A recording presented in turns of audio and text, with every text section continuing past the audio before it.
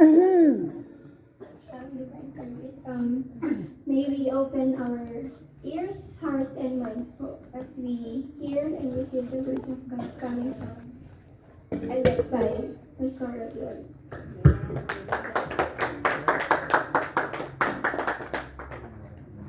Thank you, Sister Shell. Good morning to everyone. Ang Diyos ay mabuti. Amen. Buksan po natin ang ating mga Biblia sa Genesis chapter 3, verses 7 to 8. Let's continue the lesson of our pastoral lady, yung about the spirit of demon. Then the eyes of both of them were opened, and they realized they were naked. So they sewed fig leaves together and made covering for themselves. Then the man and his wife heard the sound of the Lord God as he was walking in the garden in the cool of the day, and he hid from the Lord God among the trees of the garden. Therefore, there is now no condemnation for those who are in Christ Jesus. Panginoon, maraming salamat po, Diyos, sa araw na ito na muli kami agad na lumalapit sa inyo. Salamat sa iyong presensya, Panginoon God. As we, Panginoon, worship you and glorify your name, we feel your presence, Father. Thank you, Lord, sa iyong mga kabutihan, pagmamahal sa amin, especially, Lord. You are the faithful God. You never leave us nor forsake us, Father. Salamat sa pag-iingat mo sa amin, sa bawat isa sa amin, Panginoon. Lalo-lalo ng mga spiritual life namin, Panginoon. Na patuloy kami ugad ng malakad ayon sa iyong mga salita, Panginoon. Lord, hawakan mo kami sa oras na ito, and we invite the Holy Spirit to be with us, Father. Speak to us, Father God. Let your Holy Spirit be the one to minister us, Father, for we are only your vessels, Father. Buksan mo ang puso't isipan ng bawat isa sa amin, O Lord. Nanamnamin namin ng iyong mga salita, Panginoon, at tuloy mo sa aming puso't diwa, Panginoon, O God, na ito magbigay kalakasan sa amin at inspirasyon at to overcome any schemes of the enemy, Father of God. Lord, matagumpay kami, Panginoon of God, Lord, dahil ikaw ay nagtagumpay na sa cross ng Calvary. This is all what we pray, in Jesus' name we pray. Amen and amen. Pasensya na kayo kasi nahanap ng mga pamangkin ko ang mga salita ng Diyos. Yung ang pinag-aralan natin, bakit nagkaroon ng kasalanan at pumasok dito sa babaw ng mundo. Ang Diyos ay napakabuti. Tunay nga na ginawa niya ang mundong ito na perfect, beautiful, dalisan, walang kasalanan. Ang ginawa niyang tao ay inilagay niya yung espiritu niya kay Adam. Kaya ang bumabalot sa kanya, siya ay namumuhay ayon sa espiritu ng ating Panginoon. Dahil ang ating Diyos ay banal. Banal ang ating Panginoon. Kaya yung paglikha niya sa tao ay dalisay, perfect, at walang kasalanan. That is the dispensation of innocence. Ngunit, meron siyang ipinagbawal. Dahil lahat ng katagumpayan, lahat ng masaganang buhay ay ibinigay na ng Panginoon kay Adan at saka kay Eva.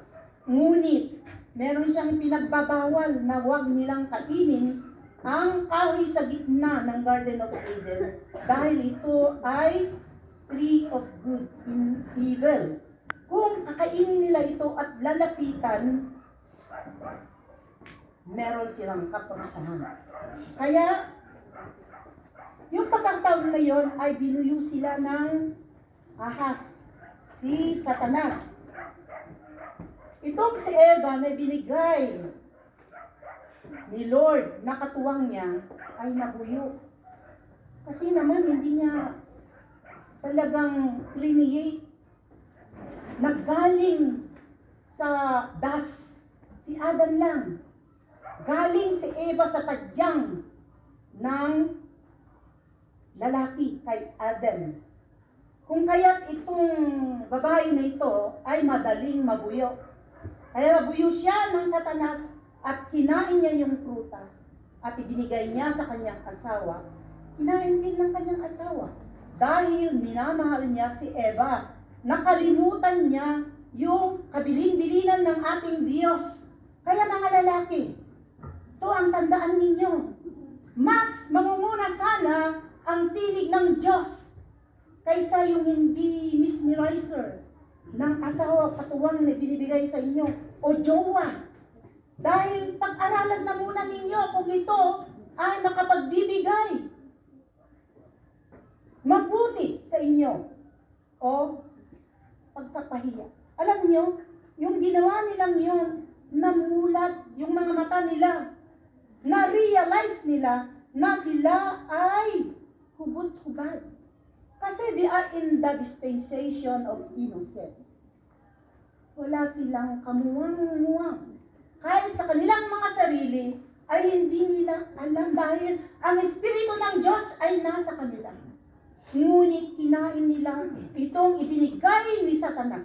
Kaya ang kasalanan ay pumasok sa kanilang buhay. Nanganak ang kasalanan. At nakita nila ang kanilang sarili. Naladlad ang kanilang sarili. Namunga ng kasalanan. At ang titulo ng ating mensahe sa araw na ito, How to Overcome Shame. Paano natin matatagumpayan ang kahihiyaan? Shame. Anong ibig sabihin? Kahihiyaan. Ilocano, pagbabainan. Alam ninyo, karamihan sa atin noon wala pa tayo sa ating Panginoon. Lahat tayo ay dumaan sa espiritu ng pagkahiya. Nahiya ko doon, nahiya ko dyan, nahiya akong tumayo. Kahit matalino ka, kaibigan at minamahal, kahit maganda ka at meron kang dating sa lipunan, subalit kung meron kang espiritu ng pagbabain o kahiyaan, wala. Kasi nangunguna ang shyness, nangunguna ang pagkahiya kaysa confidence. Maraming nahuhulog dito, na maraming nalalagpak sa interview. Pag sila'y naghahanap ng trabaho, kailangan tumayo tayo. Ito ang shame na sinasabi niya. Shame is a disgrace, dishonor, embarrassment, humiliation, mortification, a spirit of shame that will possess our whole being, that will bring you down and imprisonment to darkness, to the hands of this Satan. A war, a trauma, a painful feeling, a phobia. Mga madilim na karanasan, pag-usapan natin itong shame na ito, spiritually, emotionally, na nagkaroon ng trauma, phobia, ang shame na ginawan sa iyo o meron kang itinatago na kahihiyaan sa ating Diyos na patuloy hanggang ngayon ay bit-bit ng mga taong ito. Mga kapatid, kaya sa araw na ito, naway tayo ay matagumpay sa araw na ito sa pakikinig ng salita ng Diyos. But praise God, yung mga damdamin na yun, nahiya tayo sa Panginoon dahil meron tayong ginawa. Na-realize natin, nailadlad tayo sa mata ng ating Panginoon, sa ating sarili. Na-realize natin na ang spirit of shame na ito ay bit-bit natin. Sa mata ng tao, lalong-lalo na sa ating Panginoon. Number 1, how to overcome shame. Paano natin ito matatagumpayan ang lahat ng kahihiyan na ginawan sa iyo at mga ginagawa mo? To admit of exposure. Sabi niya dito. In verse 7a, sabi niya, at parehong nabuksan ang kanilang mga sina Adam at Eva ng mata at nalaman nilang sila'y mga hubad. To admit is to umamin, i-embrace sa pagkakalantad dahil sa mata ng tao, hindi man tayo nalantad, pero sa Diyos, walang naililihim, walang maitatago, kahit pupunta tayo sa cave o sa loob ng baol, ay tayo ay tatakasan natin ang shame na ito, mga kapatid. Alam ng Diyos. Hindi man nalalaman ng iyong mga mahal sa buhay, yung kaibigan mo, yung asawa, mga asawa. Pero sa Diyos ay hindi tayo makakalihim sa Kanya. Tayo ay hubad sa harapan ng ating Panginoon. What causes shame to sin to God? Mga kapatid at mga minamahal, marami pa rin ang mga taong nakakubli sa kahiyan. Ikaw ba ay nakaranas ng mga bagay na ginawan ka ng humiliation, embarrassment, kahiyan na hindi mo gusto? Katulad ng ang alam natin, ang alagad ng Diyos na ito ay tunay na nagsisilbi sa Diyos na tunay. Pero naladlad siya, mga kapatid. Walang mailihim na mga baho, mga kasalanan. Ito ay lalantad at lalantad pa rin, mga kapatid. Sa mga narinig ko, dahil kami ay grupo ng Lupon, kailangan na kami ay mag-aral din ng mga sitwasyon, mga bagay na dispute, conflict, o mga bagay na hindi pagkakaintindihan ng bawat isa na tao. At yung Ukraine na ito na babae, nung una daw ay talagang parang naabot na niya ang langit. Pero habang tumatagal, yung doktrina ay lumilihis sa tunay na salita ng Diyos. Siya ay nahihiya sa kanyang sarili. Ngayon na naimulat, na-realize niya na ang kanyang sinapian na grupo ng spiritual na relihiyon ay kulto pala, mga kapatid. Maraming babae ang mga nabiktima.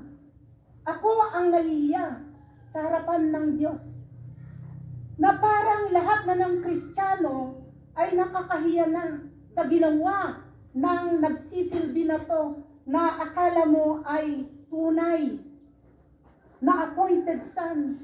Ginagamit niya yung sacrifice yourself, your body, your soul and mind to the Son of God. Literal. Na sinasabi niya ito, inabuso niya yung mga maraming mga babae na naghahanap sa tunay na Diyos, naghahanap ng kalinga, naghahanap ng masayang pamilya dahil hindi niya naranasan ito, dahil nanggaling siya sa broken family. Napakasakit na dinala niya ito ng many years, mga kapatid. Tinago niya ito na kahiyaan niya. Nahihiya siya sa sarili niya sa Diyos. Ngunit isang araw ay may naglakas loob na lumantad siya, mga kapatid. In-embrace niya yung pagka-expose niya. Hindi lang sa mata ng mga tao, Hindi lang sa mata ng Diyos, pero sa tao, sa media, in all over the world, ay in-expose niya ang kahiyaan na nangyari sa kanyang buhay, mga kapatid. Yung mga nakaraan, mga past experience, na nagdulot ng embarrassment, humiliation, kung kaya't hindi natin maabot ang mga taong ito, mga kapatid. They are aloof, they are shy, nag-iisa, parang kinakawawa niya ang kanyang sarili. Pero isang araw, kikilos ang banal na espiritu, kumilos ang banal na espiritu, at inabot kanya, inabot ako. Amen. Nailantad yung mga sarili natin na tayo ay nagkasala sa mata ng Diyos. For all have sinned, and no one is righteous. Romans 3, verse 10 to 12.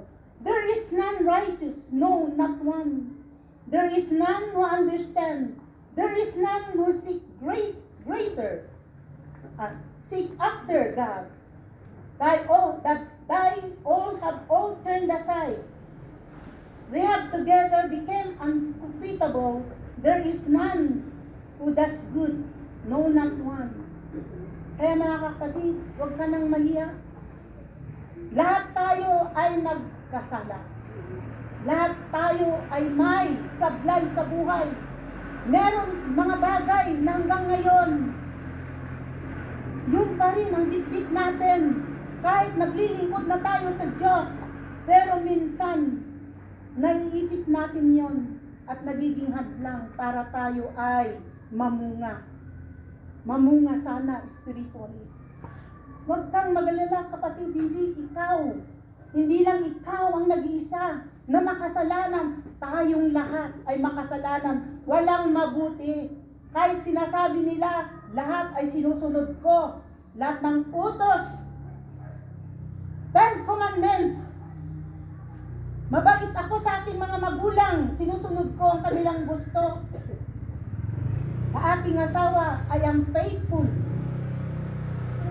Pero, sa Romans 3:10-12, no one is righteous. No, not one. Kahit isa, walang mabuti. Walang hindi nagkakasala. Mga kapatid, kaya punta tayo sa number 2. Meron pa. John 3:20.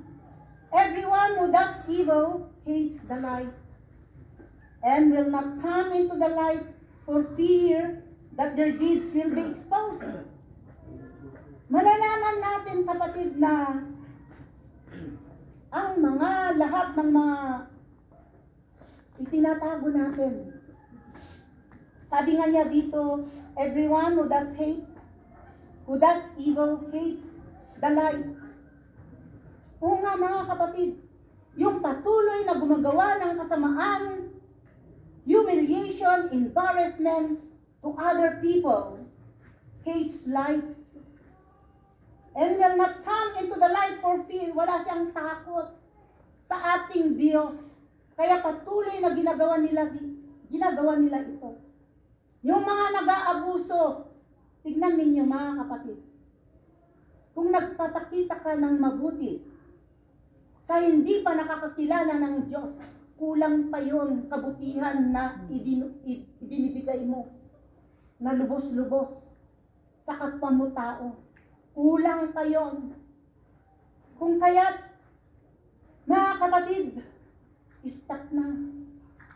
Tama na yung paggawa mo ng kasalanan at panluloko, pang-aabuso sa kapwa mo tao. Hindi ka ba napapagod? Hindi ka ba natatakot sa Diyos na nakatingin sa bawat isa sa atin?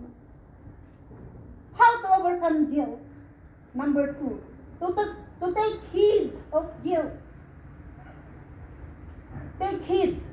Beware. Caution. Nakikita natin yung signboard na mind your head, watch out your step, keep off the grass. Mga warning sa mga danger, mga kapatid. Ito ay nagdudulot ng remorse, grief, regret, conscience.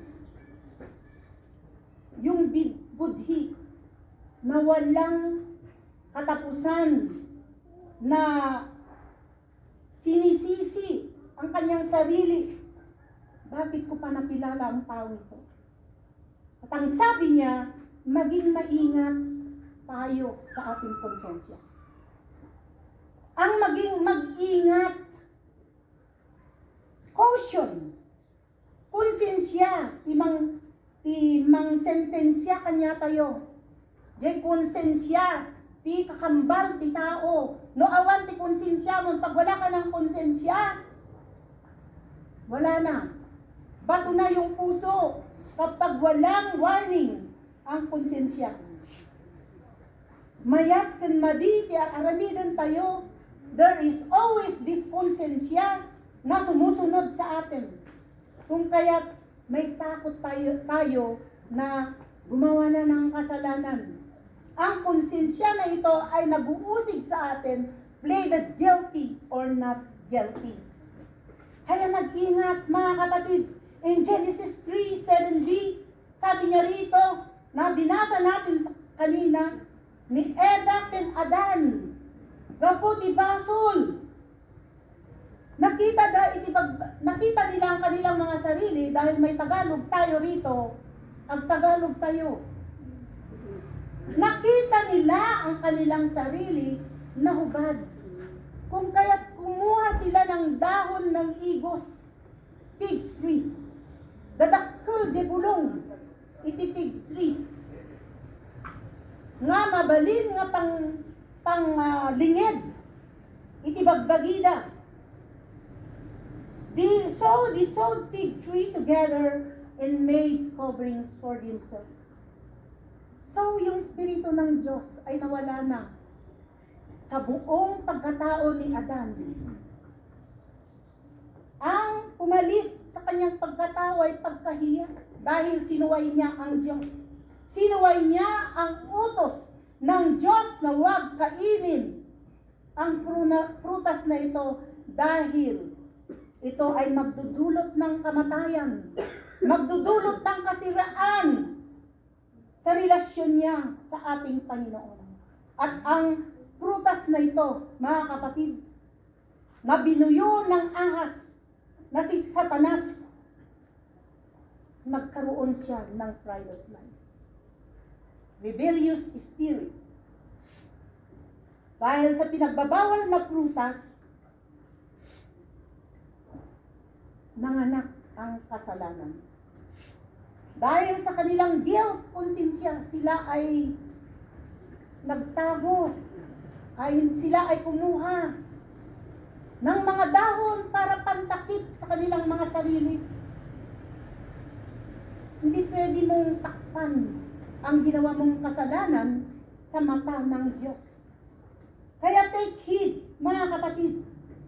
Dahil dito, inuusig sila ng kanilang konsensya na bakit nila sinuway ang Diyos. Sa atin na mananampalataya, minsan tayo ay rinatried ng ating kaaway. Yung mga kahiyan na tinalikuran na natin noon ay kumakaway. Rinatried tayo. At sige nga, subukan ko nga minsan. At yung minsan, nagiging abuse na, na-addict na. Kung kaya't mga kapatid, mag-ingat din tayo sa ating mga sinasabi. Kung ito ba ay nakakasakit, kung ito ba ay nakapagbibigay buhay o kamatayan, gaya ng isang mataas na opisyal dito sa mundong ito. Kung ano-ano yung mga lumalabas sa bibig, nasaktan niya ang ego ng maraming kailokano. Nasaktan niya ang pamilya ng namatay na ito na walang paggalang. Siya ay mataas na opisyal na hindi dapat na lumalabas sa kanyang mga bibig. Ang mga nakakasyaking na mga salita sa kanyang mga bibig. Ito siguro pagkatapos ng kanyang pagkakasabi, nakukonsensya siya, nagigilty. Pero kung manhid ang kanyang sarili, na sinasabi niya na siya ay magiging mataas na opisyal sa impyerno, I doubt wala siyang konsensya. Pero ang pinili ng Diyos, kahit saan man paparoon ito, kahit makagawa man ng kasalanan, meron at meron pa rin konsensya na nagwa-warning sa bawat isa sa atin, mga kapatid. Diba kung nakagawa tayo ng kasalanan, mababain tayo, naiya tayo sa harapan ng Diyos, magigilty tayo. Jai Hong Kong ini mauso iti fasting and prayer. Fasting and prayer not only by not eating food, abstain from food or anything else that you will put on your mouth. Bisyo ng cellphone, bisyo sa games, sa chat. Kapag hindi ka sumunod sa inuutos ng taga-asiwa ng iyong kaluluwa at ikaw ay sumusuway, meron at meron, marirealize mo, mga kapatid. Lahat ng kapatiran mo ay naka-off yung mga cellphone, hindi sila nanonood ng TV o kung ano-ano mga amusement. Pero ikaw, na sumusuway sa taga-alaga ng kaluluwa, ay ginagawa mo ang lahat ng mga bagay na ito, makukonsensya ka. Sa konsensya na ito, mga kapatid, na nagwa-warning, either you will repent or not. Ganun din sa mga tao na hindi pa nakakilala ng Diyos. Ang Diyos na taga-asiwa ng ating kaluluwa na ang gusto niya ay pupunta doon sa inilaan niyang lugar. Pero, kung ang nasa puso't isipan niya, na wala siyang konsensya, patuloy ito na gumagawa ng kasalanan. Like the scammers, walang mga konsensya mga ito. Pero, warning, meron din. Meron pagkakataon na ang masama ay hindi yon ang magro-rule sa katauhan ng mga tao dito sa mundong ito. Magro-rule pa rin ang hustisya. Ang hustisya pa rin ng Diyos ang siyang mangunguna. It will overtake lahat ng kasamaan na ginagawa ng mundong ito, mga kapatid. Shame make us feel bad about ourselves. And guilt sometimes tormented one's soul. Tama ba, mga kapatid? Hindi ka makatulog kapag may ginawa kang kasalanan. Sumuway ka sa salita ng Diyos. Usig sa iyo ang iyong konsensya. Hindi ka makapanalangin, hindi ka makapag-praise sa ating Diyos, lalo na kung pleaded guilty ang ginawa mong kasalanan. Mga kapatid, minsan, ang mga pagkahiya na ito, na siyang nagtotorment sa isang kaluluwa, ito ay, kung hindi magapan, mga kapatid, mahuhulog ito na depression. Kapag walang tumulong sa may sakit nito, mga kapatid, mag-iisip siya ng hindi mabuti, magpapatibok. Kung kaya't, mga kapatid, mga minamahal, lalong-lalo na mga magulang, bantayan natin ang ating mga anak. Mga batang ito ay napakapalad. Mula pagkabata ay nandito na sila. Alam ko na meron kayong mabuti, spiritual, matatakot na gumawa ng kasalanan sa mata ng Diyos.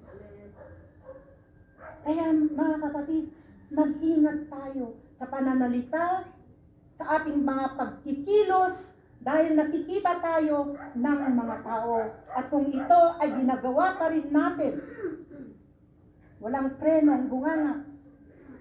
Walang preno ang tinuturong tagikisaksaka kada yung iba. Agbain tayo. Noan tayo agbain, iti tattao, agbain tayo kini Apo.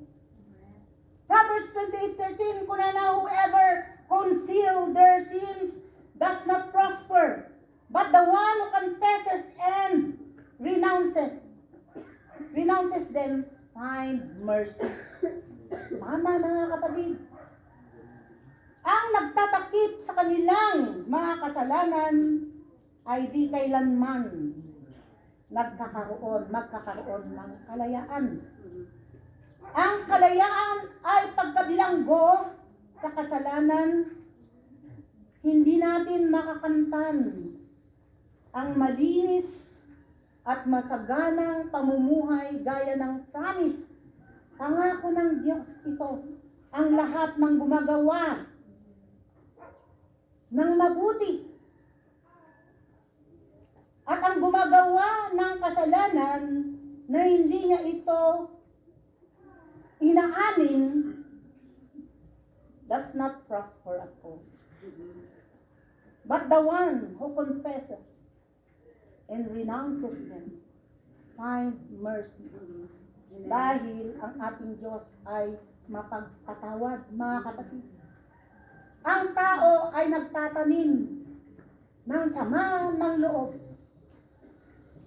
Nagbibilang ng kasalanan. O may isa, dugwa, tanlo. Aramidang pa'y itaon. Yan niya po. Awan. Niya po Diyos, ang ating Diyos ay pinapatawad tayo 7 times 7, 7, 7. Walang katapusan. Napagpapatawad ng ating Panginoon kung tayo ay ipoconfess, isasabi natin ang ating mga kasalanan, and we find mercy. Napakayaman ang grasya ng ating Panginoon.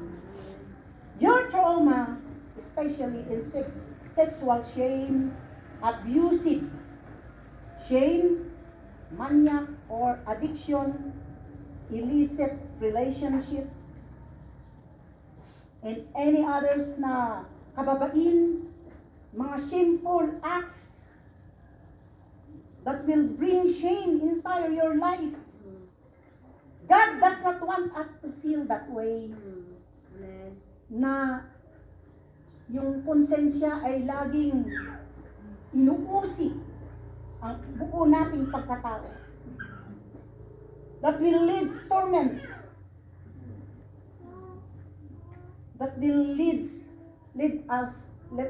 leads us to walang silbi.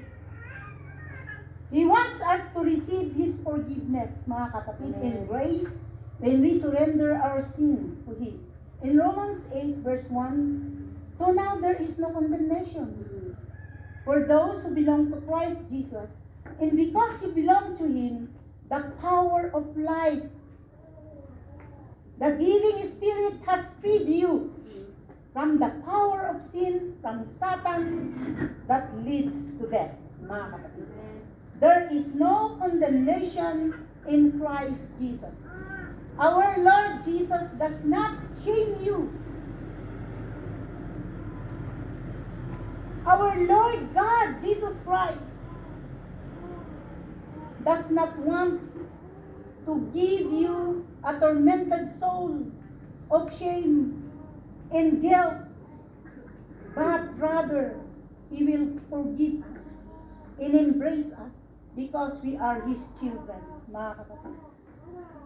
Lord Jesus Christ, our Lord Jesus Christ, the power of guilt and sin was already finished at the cross of Calvary. There is no more condemnation, mga kapatid, because God's grace is greater than our guilt. Amen. Than our embarrassment, than our humiliation. God is greater than this power of the spirit of shame that came from Satan. Praise God. Hallelujah. How to overcome shame? To get ready for disclosure. Oh, iti muna, i-admit tayo. Nga awan, ti mailimod tayo isang manan ti Apo. Number 2, be ready. Number 2, beware of our shame, of our guilt. Number 3, ready tayon for disclosure of this sin. Dagiti kahiyan, mga kapatid, in verse 8, kunana, ang maghanda sa pagbubunyag at or pagsisiwalat ay umaamin sa kanyang kasalanan. Hindi natin ito maililihim sa mata ng Diyos. Walang lihim na kasalanan na hindi maibubunyag, lalong-lalo na sa mata ng Diyos. Ang kasalanan ay parang bagoong. Ninanang ko hindi, yung nanay ko noon kay gumagawa ng amoyo jay padas, nga sida nga babatit. Gumatang bibili siya ng jar na bago. Kailangan malinis ito. At merong pantakip na mahigpit. Habang nagpa-process ito, kung aalingasaw na yung amoy, ready to serve na itong bagoong. Ganoon po tayo mga kapatid. Oray ilim-limang tayo gata agsingaw. Hantay orayanan. Kababain numaangot dagiti karuba. Nakakahiya kung ang ating mga magulang, ang ating asawa, yung kalihim-lihiman natin, ay matutuklasan nila. Habang hindi pa toxic. Kapag nandito tayo sa church, lapitan natin ang ating mga pastors, mga elders, yung pinagkakatiwalaan natin na kaibigan na she or he will keep that secret.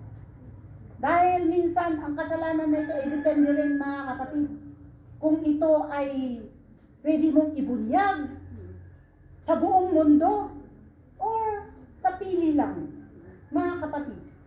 Dahil kung nai-confess mo na ito sa Panginoon, tinatawad na tayo. Pero kung inuusig pa rin tayo ng ating konsensya at gusto nating i-voice out ito para mawala na, kailangan natin yung pag-ibagaan para yung konsensya natin ay totally tutulungan tayo ng ating mga kapatiran na ito na malilimutan, hindi na yung malilimutan talaga, pero yung kaya mo na, accept mo na ready ka na i-disclose ang mga bagay na ito, mga kapatid. Ganito ang kasalanan na nagdulot ng pagkahiya sa mata ng tao at sa Diyos. Handa ka na ba, mga kapatid, na isiwalat ang pagkahiya o pagkasala? In Genesis 3:8, they heard the sound of the Lord, God walking in the garden at the time of the evening breeze, and the man and his wife hid themselves from the presence of the Lord among the trees of the garden. This will describe consequences, mga kapatid, of man's rebellion against God. After falling into temptation, they are ashamed and foolishly attempt to hide themselves to God. Conscious of guilt, alam nila. And they would flee from the presence of God to secure themselves sa kanilang kahiyaan at yung parusa nila sa Diyos. Sa ating buhay, mga kapatid at minamahal, paano natin i-disclose ang mga bagay na hanggang ngayon ay bit-bit pa rin natin? In Psalms 139, verse 7, where can I go from your spirit? Where can I flee from your presence? Tama na sa pagtatakip. Wala na tayong maususuungan. Sukul ka na, kapatid. Kaya hanggang sa araw na ito, kapag ikaw ay nakikinig sa salita ng Diyos, handa ka na ba na magsasabi sa iyong mga kasalanan, sa lahat ng pagkahiya, at magsasabi ng taus-puso sa ating Panginoon, Lord, I am here. I committed sins. Lumapit sa Diyos at hihayag ang lahat ng kasalanan na ginawa mo sa harapan ng ating Panginoon. Upang ang kalayaan na ito ay totally na magkakaroon ka ng katagumpayan, mga kapatid at minamahal.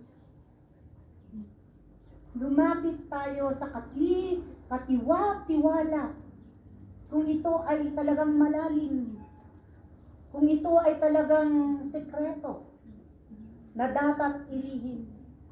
Meron kaming isang kapatiran sa church. Every time na mag-testimony, sa karamihan, inter-fellowship, sa lahat, Sunday, every Sunday, after Sunday, yun pa rin ang testimony about adultery. Alam nyo, yung mga baguhan, alop sila sa kanya. Kahit mataas na yung tungkulin niya sa Panginoon.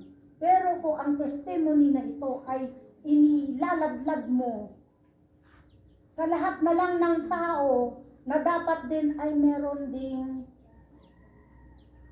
limit sa ating pagpapahayag.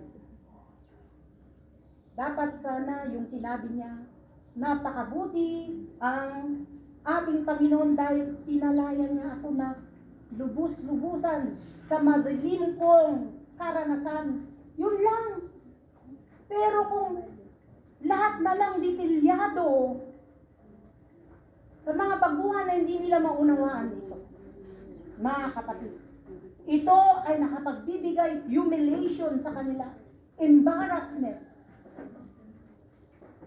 At ang pagtingin pa rin nila ay wala kang pagbabago. Ngunit sa Diyos, binago ka, oo, tama yon. Pero sa kanila, hindi nila maunawaan ito. Kaya caution din, mag-ingat din mga kapatid. Minsan din ay ingatan din natin sa pagsisiwalat kung sino-sino. Lalo na yung hindi pa nakakilala sa Diyos. Ito ay magtutulot pa rin ng kahiyaan. Dahil kung ito ay talagang madilim na karanasan at patuloy pa rin na ginagawa, at kung hindi ka nag-iingat, pinagtatawanan. At hindi sila maniniwala sa iyo na ikaw ay binago na ng Diyos. May ingat din tayo, mga kapatid. In Exodus 34, verse 5 to 7, sabi niya, Then the Lord came down in the clouds and stood there with him and proclaimed the Lord. And he passed in front of Moses, proclaiming, the Lord, the compassionate and gracious God, slow to anger, abounding in love and faithfulness, maintaining love, 2,000 in forgiving wickedness, rebellious spirit. Ang Diyos natin ay punong-puno ng compassion, slow to anger. He has an abounding love. Grace is bigger, part of our God's character, that will rule and manifest to each and every one of us. The forgiveness of our God, our gracious God, Our God that has a spirit of forgiving heart and love, abounding love, through Jesus Christ, na ginagawad sa bawat isa sa atin kahit tayo ay may madilim na nakaraan. Ang ating Panginoong Diyos, kapag tayo ay naghahayag ng ating kasalanan sa Kanya, nililinis niya tayo, binabago niya tayo. Kung tayo ay malayang magpabago sa pamamagitan ng banal na Espiritu. To be free from the bondage of this shame, our Lord Jesus Christ, isipin natin mga kapatid, He put all shame on the cross. Ang kanyang pagbayubay sa cross ay isang shameful act. Karumal-dumal, mga kapatid. Ito ay isang parusa na hindi katanggap-tanggap ang mabayubay sa cross ng Kalbaryo. That cross, He put all our shame, curses, tormented spirit, everything that humiliate you, guilt, lahat ay inilagay na sa paanan ng ating Panginoon. Ang pagdaloy ng kanyang dugo, mga kapatid, it will represent His grace that until now, it flows to the heart of many men. Kapag tayo ay lumalapit sa Kanya, at naghahayag na tayo ay nagkasala sa Kanya, patatawarin tayo ng Diyos at gawing malinis at mabuti sa Kanyang harapan. Hebrews 12:2, looking unto Jesus, the anchor and finisher, the author and finisher of our faith. Who for the joy that was set before Him endured the cross, despising the shame, and has sat down at the right hand of the throne of God. What a wonderful God we have. Our Lord Jesus Christ, when He was on this earth, lahat na lang ng kahihiyan, embarrassment, and humiliation ay Kanyang tinanggap na wala siyang, hindi siya nagreklamo, mga kapatid. Hindi niya sinabi na give up na siya, kundi siya ay nag-obey sa Ama dahil sa Kanyang plan and purpose.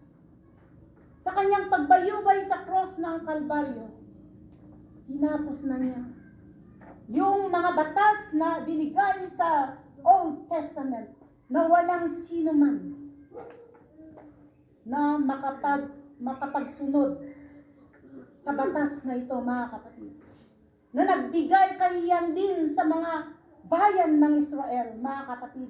Kahiyaan na relegate nila ang ating Panginoong Jesucristo nang hanggang ngayon ay hinihintay pa rin nila ang hari na bababa na magbuklod sa kanilang nasyon.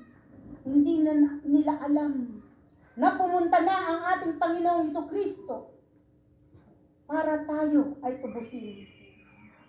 Mapalad ka, kapatid, at ako, dahil na-realize natin ang kaligtasan ay nasa Panginoong Jesucristo. Let's all stand up at magpasalamat sa ating Panginoon.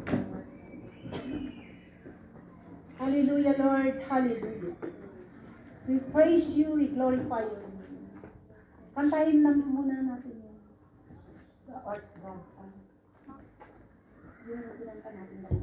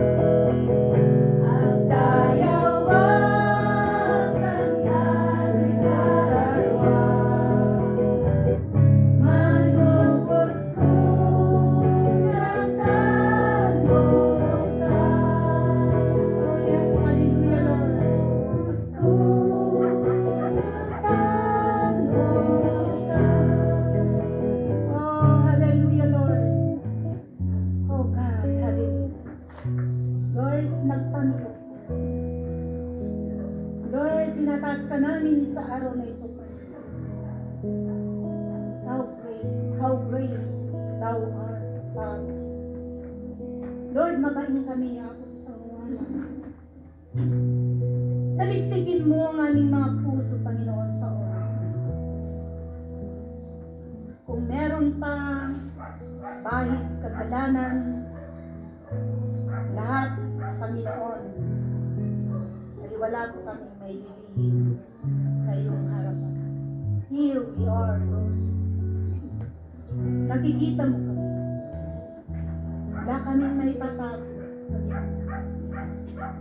Lord, patawarin mo kami sa mga bagay na ito, Panginoon, na minsan kami ay nagkakasala. Hindi man ito nilalagpad sa mata ng tao. Pero sa iyong harapan, Panginoon, sa iyong mga mata, Panginoon, inuubaran kami ng konsensya na ito ng kasalanan, Panginoon. Linisin mo kami, Ama, sa iyong dugo. Pang sa ganon, Panginoon, ay malayang kumilos ang banal na Espiritu sa aming mga buhay at maganap ang lahat ng plano mo at gusto mo sa aming mga buhay at kami mamunga spiritually, Father. Lord, bantayan mo kami, Ama, with your thousand of angels that surround us. Dahil yung pinag-aralan namin, Panginoon, kung kami hindi mag-iingat, kami ay patuloy na binibilanggo, kinukundina ng kaaway na ito, Panginoon. Ayaw niya, Father of God, na lumago ang iyong gawain, ang kaaway na ito. Kaya sa oras na ito, Panginoon, aming dinideclare that you are the God, thou art, O God. Ikaw ang siyang pinakamataas. Ikaw ang lumikha sa mundong ito, lalong-lalo na sa amin nakawangis mo, Ama. Kaya narito kami, Ama. We are surrendering ourselves to you, Father. Lord, here we are. Here we are, Father. Laluyan mo kami, Panginoon, ng iyong pagpapala. And surround us, O God, with your thousand of angels sa oras na ito. At amin din pinapalayas, binawasak lahat ng gawa ng kaaway in Jesus' name. In the name of Jesus. Napatuloy ito na kami ay tinuturo. Wala kaming silbi sa iyong harapan. Winawasak namin ito, Panginoon. Yung patuloy na gumagawa ng mga sakit, karamdaman, winawasak namin ito sa pangalan ng aming Isus.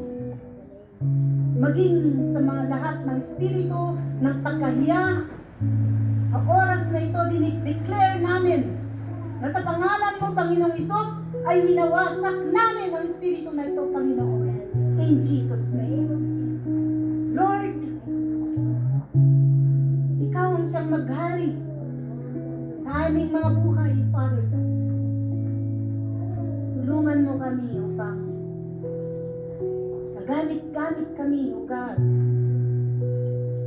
sa iyong gawain, Lord, at ubasan, Father.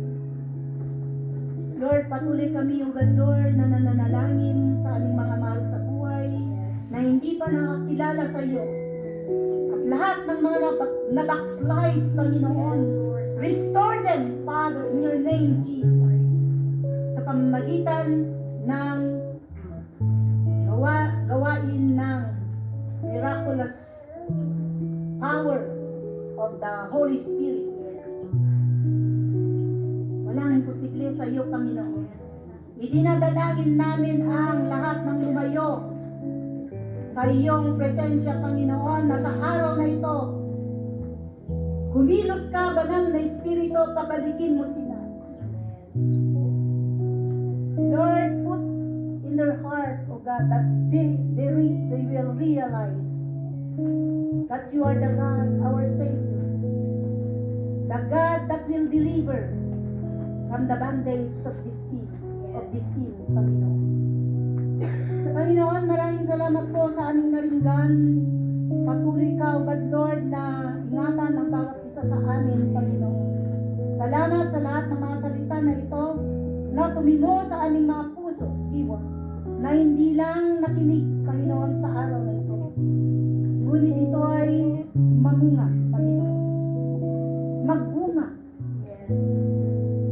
At ito ay patuloy na umiilaw, Panginoon, sa aming paglakad sa inyo, Father God, sa araw-araw.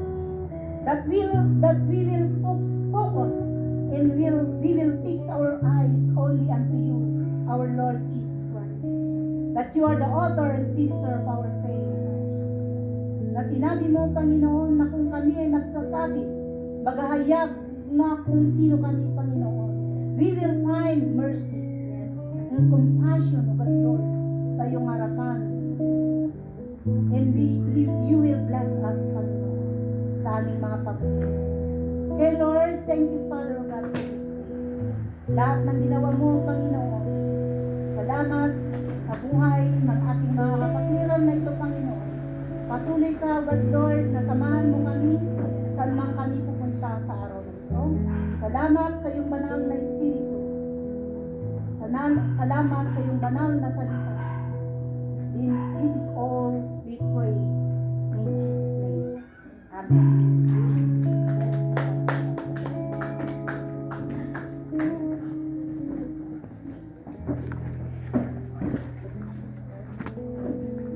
Praise the Lord. Praise the Lord. Hallelujah. Maraming po salamat sa napakasaganang salita ng Panginoon na ating natanggap kay Pastora Beauty. And the Lord bless us all sa lahat mga nagamit ng Panginoon dito sa harap ng pulpito. Pagpalain po tayo ng Panginoon. And indeed na napakabuti ng ating Panginoon. Praise the Lord. Salamat sa mga nakasama namin. Of course, sa inyo lahat. And of course, sa kapatiran natin na si Aisel. And we would like to take this opportunity since na magkakaroon siya ng board exam this coming 28, 29, 30. We want to be a part of that board exam sa pamamagitan ng ating panalangin para sa kanya. So may I ask Mr. Aisen, come forward please. Tayo po ay tumayo dapat and let's ask God's grace na ito yung